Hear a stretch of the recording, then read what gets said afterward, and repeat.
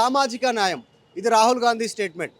జిత్నే హిస్సేదారి ఉత్తే భాగదారి, వారందరికీ కూడా ఎవరెంతో వారందరికీ కూడా వారి స్థానం దక్కాల్సిందే అనేటువంటి Rahul Gandhi core line. So దాంట్లో భాగంగానే సోషల్ ఇంజనీరింగ్ జరుగుతూ ఉంది తెలంగాణ కాంగ్రెస్లో.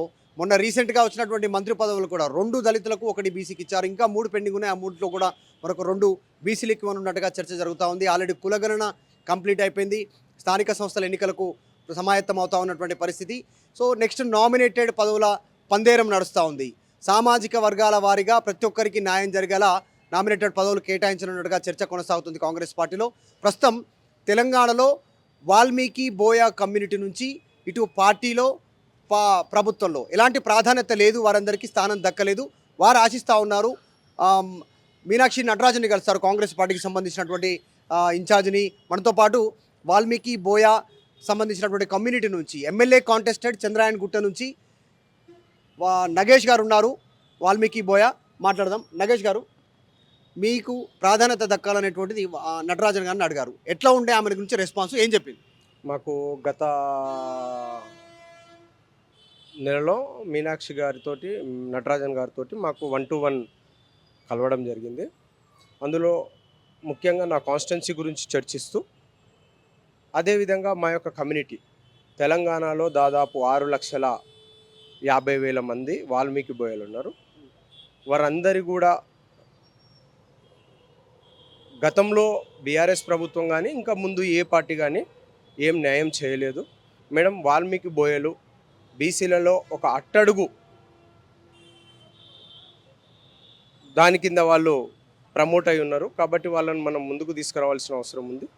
వాళ్ళు ఖచ్చితంగా కాంగ్రెస్ పార్టీకి గతంలో జరిగిన స్థానిక ఎలక్షన్లో ఉండొచ్చు, ఎప్పుడైనా కానీ కూడా వాళ్ళందరూ కూడా పార్టీకి లైన్ దాటకుండా పనిచేస్తూ ఉన్నారు. మాది మంచి అక్కడ ఉన్న వాల్మీకి బోయలు అక్కడ ఉన్న సంస్థాగతంగా ఏ పిలుపునిచ్చినా కానీ కూడా వాళ్ళు ఎప్పుడు కూడా కాంగ్రెస్ పార్టీకి రుణపడి ఉన్న పరిస్థితి.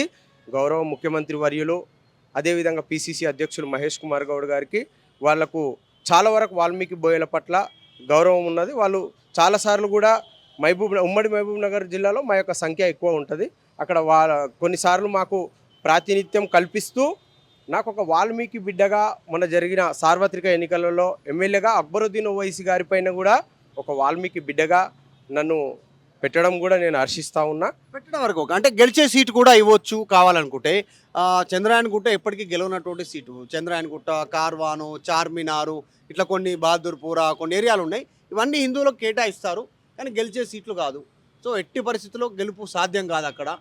అయినా టికెట్ ఇచ్చారు, కాంటెస్టెడ్ అవకాశం ఇచ్చారు, అంతవరకే. కానీ న్యాయం జరగదు కదా. పోటీ చేయడం వరకే, పోటీ నుంచి మళ్ళీ ఎన్నికలు అయిపోయిన తర్వాత మామూలుగా ఉండాల్సినటువంటి పరిస్థితి. సో ఎలాంటి పోస్ట్ ఉంటే వాల్మీకి నాయకులకు బోయలకు న్యాయం జరుగుతుంది? గౌరవ ముఖ్యమంత్రి వర్యులో వనపర్తిలో ఎక్కువ వాల్మీకి బోయలు ఉండే. మొన్న కూడా మనం గౌరవ ముఖ్యమంత్రి హోదాలో వనపర్తిలో మా వాల్మీకి బిడ్డ ఇంట్లో భోజనానికి వెళ్ళడం నేను కూడా ఒక వాల్మీకి బిడ్డగా హర్షిస్తూ ఉన్నా. ఖచ్చితంగా ఆయనకు వాల్మీకి బోయల పట్ల ప్రత్యేక శ్రద్ధ ఉంది. గతంలో ఎంపీ ఎలక్షన్లలో కూడా వారికి ఒక ఎమ్మెల్సీ లేదంటే మంచి కార్పొరేషన్ చైర్మన్ ఇవ్వాలని ఒకటి ఆయన మాకు మాట ఇవ్వడం జరిగింది. ఆయనకున్న బాధలు ఇప్పుడు బాధ సాధకాలు చాలా ఉన్నాయి. మేము కూడా చూస్తూ ఉన్నాం. గవర్నమెంట్ వచ్చిన పరిస్థితి ఉండొచ్చు, గవర్నమెంట్లో ఉన్న లోటుపాట్లు ఉండొచ్చు, ఇబ్బందులు ఉండొచ్చు, ఆర్థికంగా ఇబ్బందులు ఉండొచ్చు. మేమైతే 6 గ్యారంటీలు తీసుకున్నాము. 6 గ్యారంటీలు ఆ యొక్క ఇబ్బంది స్ట్రెస్ ఆయనకు చాలా ఉన్నది. ఇప్పుడు వచ్చే ఇంకా దాదాపు 38-40 కార్పొరేషన్లు ఉంది. అందులో ఖచ్చితంగా వాల్మీకి బోయలని గుర్తిస్తాడని చెప్పి నేను ఆశిస్తున్నా. అంతేకాకుండా ఆయన మహబూబ్ నగర్లో వాల్మీకి బోయలు ప్రతి ఒక్కరితోని మామ, అన్న, చిన్ని అనే మా రిలేషన్ ఉన్న వ్యక్తి ఒక రెడ్డి అయినా కానీ కూడా నిజంగా నేను హర్షిస్తూ ఉన్నా. బీసీల పట్ల ఆయన ఏదైతే కులగణన చేసిండో ఆ కులగణన పట్ల నేను హర్షిస్తూ ఉన్నా. అక్కడ వెళ్తే ఆయన ఎవరిని కూడా 100 మంది ఉన్నా సరే వాల్మీకి బోయలని దగ్గరికి తీసుకొని వారికి ఉన్న అక్కడ ఉన్న రిలేషన్షిప్ని బట్టి మాట్లాడుతూ ఉంటాడు. మా ఇంటి నుంచే ఆయన వారి యొక్క చదువుని ప్రారంభించిండు. మొన్న కూడా చెప్పడం జరిగింది. ఆయన ఈరోజు మా ఇంటి నుంచి చదువు ప్రారంభించి ఇలా ముఖ్యమంత్రి హోదాలో ఉండంటే మేము కూడా ఆయనకు ఖచ్చితంగా ఏదో ఒక రోజు మంచి చేస్తాడు. అందరిలాగా ఆవేశపడి ఆక్రోషంగా మాట్లాడితే వచ్చేది ఏముండదు. కాకపోతే వాల్మీకి బోయల పట్ల ఆయనకు ప్రత్యేక శ్రద్ధ ఉందని నేనైతే అనుకుంటా ఉన్నా. నగేష్ గారు, ఒక్కొక్క వర్గం గురించి వాళ్ళు సమాయత్తం అవుతురు, గ్రూపులుగా మారుతురు, యూనిటీగా అవుతురు, ప్ర అధిష్టానం పైన ఒత్తిడి తెస్తురు, వినతి పత్రాలు ఇస్తురు, డిమాండ్ చేస్తురు. మనం చూసాం మాదిగలు, లంబాడాలు, బీసీలు, ఇట్లా యాదవులు, కుర్మలు, ఇట్లా వీళ్ళంతా కూడా యూనిటీ పైకి వస్తున్నటువంటి పరిస్థితి. అంటే కాస్త ప్రెజర్ చేస్తే కానీ వచ్చే పరిస్థితి లేదు. జనరల్గా సాధారణ పాత సామెతనే మళ్ళీ గుర్తు చేసుకుంటే అడగంది అమ్మాయినా పెట్టదు సామెత. సో మీరు మరి అడుగుతున్నారా? మీ కమ్యూనిటీ నుంచి డిమాండ్ చేసిరా, వినతపత్రం ఇచ్చిరా దీనికి సంబంధించి ఎట్లా? వాస్తవంగా మదన్న ఇప్పుడున్న పరిస్థితులలో బీసీలలో ఒక అట్టడుగు వర్గంగా వాల్మీకి బోయలు ఉండడం జరుగుతూ ఉన్నది. అది మహబూబ్ నగర్ జిల్లాలో జెడ్పీటీసీలుగా, ఎంపీటీసీలుగా, ఎమ్మెల్యేలుగా, చైర్మన్లుగా గతంలో రాజశేఖర రెడ్డి గారి ఆధ్వర్యంలో మాకంతా మంచి స్థానం. ఈరోజు కేంద్రంలో ఉన్న బీజేపీ కానీ, అదేవిధంగా గతంలో ఉన్న బీఆర్ఎస్ ప్రభుత్వం కానీ వాల్మీకి బోయలకి ఏం చేయలేదు.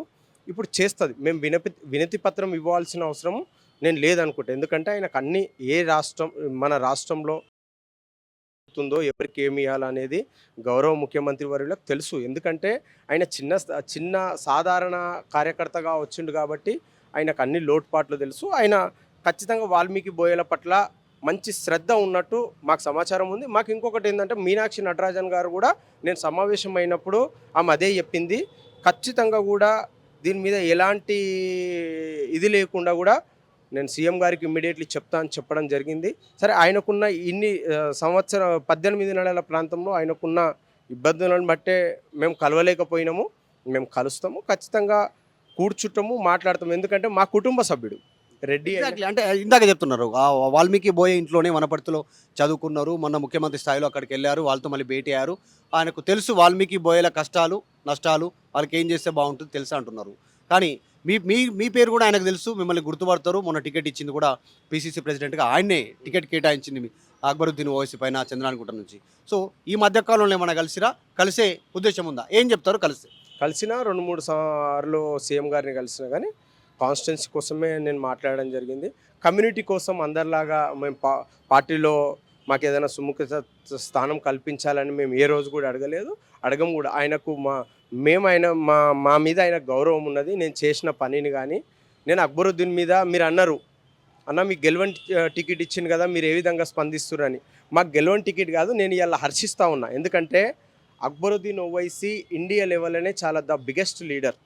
నేను ఆ కాన్స్టిట్యున్సీలో నేను కొట్లాడము నా అదృష్టం. సరే, నేను గెలవనా అనేది కాదు, కానీ ఒక 36 సంవత్సరాల యువకుణ్ణి ఆయన మీద పెట్టడము నాకు కొద్దిగా అవగాహన వచ్చింది. ఈరోజు చూసుకున్నట్టయితే ఇంతమంది కొత్త ఎమ్మెల్యేలకు మినిస్టర్ ఇచ్చిండు. వాళ్ళకు అసలు అవగాహన లేకుండా కూడా మినిస్టర్ ఇచ్చిండని కూడా మీరు ప్రశ్నించాలి. కానీ ఏదైనా సరే పోతూ ఉంటే మనకు తెలుస్తూ ఉంటుంది. కాబట్టి నాకు అదొక పరీక్ష అయ్యింది. రేపు రాబోయే రోజులలో మా గవర్నమెంట్ ఇంకొక 15-20 సంవత్సరాలు ఖచ్చితంగా ఉంటుంది. ఆ రోజు ఏదో ఒక రోజు మాత్రం ఈరోజు వాకిటి శ్రీహరి ఉండొచ్చు, లేదంటే కవ్వంపల్లి సత్యనారాయణ ఉండొచ్చు, ఆది శ్రీనివాస్ అన్న ఉండొచ్చు, అదేవిధంగా మా అనిరుద్ రెడ్డి ఉండొచ్చు, మా మహబూబ్ నగర్ చెందిన బిడ్డలు వీళ్ళంతా, అదేవిధంగా కసిరెడ్డి నారాయణ రెడ్డి ఉండొచ్చు. ఇట్లా వీళ్ళందరూ కూడా ఒకటేసారి వచ్చి గెలవలేము అనే ఒక బాధ కాకుండా ఇలా ఆది సీనన్నను చూసుకుంటే 4-5 సార్లు పోటీ చేసి ఓడిపోవడం జరిగింది. అదేవిధంగా ఆయన పేరు మనం మినిస్టర్ ఇచ్చిండ్రు అడ్లూరి లక్ష్మణన్న కావచ్చు, 5-6 సార్లు ఓడిపోయిండు. ఒకటేసారికి నేను కాదనుకుంటున్నాను. నాకు వాల్మీకి బోయలకు ఫస్ట్ ఆఫ్ ఆల్ బీఆర్ఎస్ కానీ బీజేపీ కానీ ఎక్కడైనా టికెట్ ఇచ్చిందా ఒకసారి ఆలోచన చేసుకోవాలి. నాకైతే వెరీ హ్యాపీ. ఎందుకంటే మా వాల్మీకి బోయల పట్ల ఆయనకు శ్రద్ధ ఉండడము, నాకు టికెట్ ఇవ్వడము, అది అక్బరుద్దీన్ మీద ఇవ్వడం. మేము అక్కడున్న నేను సంస్థాగతంగా 2 సార్లు, ఒకటి కార్పొరేటర్ ఉత్తమన్న హయాంలో కూడా నాకు కార్పొరేటర్గా అకామిడేట్ చేసిండు. నేను కార్పొరేటర్ కొట్లాడినా 2020 ఇయర్లో. అదేవిధంగా మొన్న కూడా నాకు ఎమ్మెల్యే టికెట్ అవకాశం వచ్చింది. అంటే వాల్మీకి బోయల పట్ల కాంగ్రెస్కున్న శ్రద్ధ, అవగాహన ఇంకా వేరే పార్టీకి లేదని మాత్రం నేను ఆశిస్తున్నాను. రేపు నామినేటెడ్ పదవులు భర్తీ చేయనుంది కాంగ్రెస్. ఎందుకంటే ఆల్రెడీ పిసిసి కార్యవర్గాన్ని ప్రకటిస్తుంది. ఇంకా కొన్ని కీలక పదవులు కొన్ని మినహాయించి దాదాపు ప్రకటించింది. మంత్రివర్గం కూడా లోకల్ బాడీ ఎలక్షన్స్ తర్వాత అనౌన్స్మెంట్ చేసే అవకాశం ఉంది. లోకల్ బాడీ కంటే ముందుగానే నామినేటెడ్ పదవులు వరించనున్నట్టుగా తెలుస్తూ ఉంది. దానికి సంబంధించి ఏం చెప్తారు ఫైనల్? నాకు గౌరవ హైదరాబాద్ ఇన్ఛార్జ్ మినిస్టర్, మా బీసీ మినిస్టర్ పొన్నం ప్రభాకర్ అన్న గారి మీద నాకు చాలా అభిమానం ఉన్నది. అదేవిధంగా గౌరవ ముఖ్యమంత్రి వర్యులు అయితే మా కుటుంబ సభ్యులే. పొన్నం ప్రభాకర్ అన్న గారు మా బీసీ మినిస్టర్ కాబట్టి మా బీసీ మినిస్టర్ గారిని మేము గతంలో వాల్మీకి జయంతి కన్నా ముందు కలిసినాము. ఆయన రవాణా శాఖ, ఆయన బీసీ వెల్ఫేర్ మినిస్టర్గా ఉన్నారు. బీసీలది ఆయన శాఖనే కాబట్టి మేము ముందుగా పొన్నం ప్రభాకర్ అన్నను కలిసిన తర్వాత అదేవిధంగా గౌరవ ముఖ్యమంత్రులకైతే అంతా ఆల్రెడీ నాకు తెలిసి పేరు ఫైనల్ అయ్యే ఉంటుంది. మేము అడగవలసింది అయితే మాకు లేదు. కానీ ఖచ్చితంగా పొన్నం ప్రభాకర్ అన్న గారి మీద, మహేష్ అన్న గారి మీద, అదేవిధంగా మీనాక్షి నటరాజన్ గారి మీద, రాహుల్ గాంధీ గారి మీద, అదేవిధంగా సోనియా గాంధీ గారు ఇలా బీసీ కులగణన చేసిన తర్వాత ఏమి అడగని ఏదన్నా ఉన్నది అంటే అది వాల్మీకి బోయ బిడ్డలే అన్న. దయచేసి మీ అందరి మీద మాకు ప్రత్యేక గౌరవం ఉన్నది. ఇలా బీసీలలో అట్టడుగు వర్గంలో ఉన్నది వాల్మీకి బిడ్డలే కాబట్టి నా తరపు నుంచి కూడా నన్ను 2 సార్లు మీరు అకామిడేట్ చేసిండ్రు. మంచి దాంట్లో కార్పొరేటర్గా అదేవిధంగా ఎమ్మెల్యేగా కూడా నేను కంటెస్ట్ చేసిన. ఈసారి కూడా మంచి అవకాశం ఇస్తే మా వాల్మీకి బోయలని కాపాడుకున్న ఘనత మీదే ఉండిపోతుందని చెప్పి నేను గౌరవ ముఖ్యమంత్రి వర్యులు మహేష్ కుమార్ గౌడ్ అన్న గారిని, అదేవిధంగా మీనాక్షి నటరాజన్ గారిని, గౌరవ మినిస్టర్ గారిని తెలియజేయడం జరుగుతూ ఉన్నది. కరెక్ట్. ఇది బీసీలలో అట్టడుగు స్థాయిలో ఉన్నటువంటి వాల్మీకి కమ్యూనిటీకి ఖచ్చితంగా న్యాయం జరుగుతుంది, మేము అడగాల్సినటువంటి అవసరం లేదు. ఆల్రెడీ పైనుంచి కింది వరకు ఇదే ఆలోచనతో ఉంది కాంగ్రెస్ పార్టీ అధిష్టానం. రాహుల్ నుంచి ఇక్కడ తెలంగాణ పీసీసీ వరకు అనేటువంటి నమ్మకాన్ని నగేష్ వాల్మీకి బోయ చెప్తా ఉన్నారు. రీసెంట్గా చంద్రాయణగూడ నుంచి కూడా పోటీ చేశారు. సో నామినేటెడ్ పదవుల్లో ఖచ్చితంగా స్థానం దక్కుతుంది. అధిష్టానం ముఖ్యంగా ముఖ్యమంత్రి దృష్టిలో ఉంది వాల్మీకి సమస్యల పైన. ఎందుకంటే వాల్మీకిల కుటుంబం దగ్గర ఆయన చదువుకున్నారు, అదే ఇంట్లో రెంట్కున్నారు, ఆయనకు తెలుసు వాల్మీకిల సమస్యలు అనేటువంటి ఒక నమ్మకాన్ని నగేష్ బోయ వాల్మీకి చెప్తా ఉన్నారు. వీడియో జర్నలిస్ట్ జాఫర్తో మధు మల్కేడ్కర్, గాంధీ భవన్. ఇండియా పాకిస్తాన్ ఉద్రిక్తతలపై లేటెస్ట్ అప్డేట్స్ కోసం డౌన్లోడ్ చేసుకోండి RTV లైవ్ యాప్.